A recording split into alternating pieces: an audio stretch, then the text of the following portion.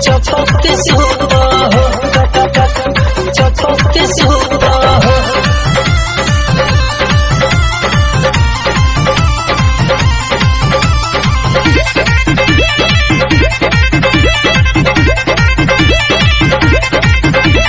राजा रजाई से ना जाई जाड़ तनी चपक के सूता हो।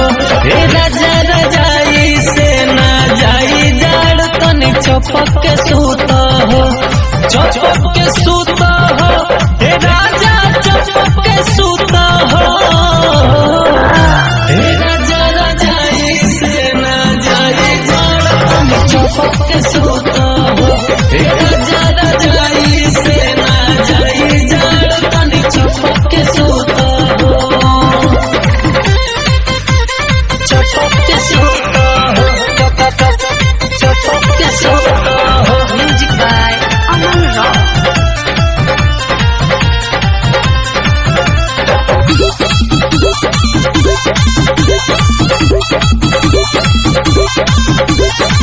जड़ से होगा पोताई देह गरमाई, हट जनी सटी कोरवा में चिपकाई।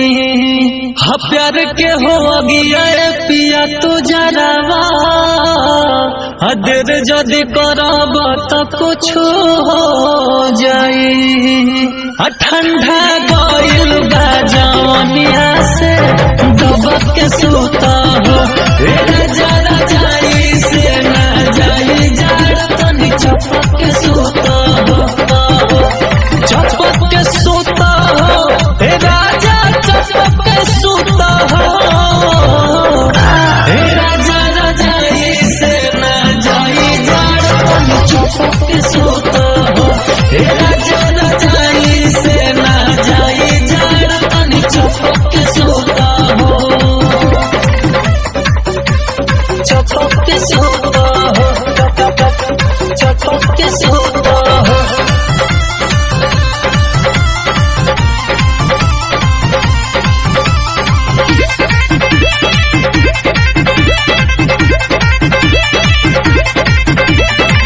सरदी बेदर्दी हो भीतरे समाइल, पालन सुहाला सब पुआरा ओराइल। पिया राहुल तू पाय कुछ कर,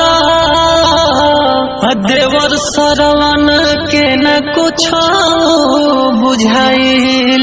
दूरे रहना से जरिया पे लपक के सूता हो। राजा रजाई से ना जाई जाड़ तनी चपक के सूता हो, चपक के सूता हो।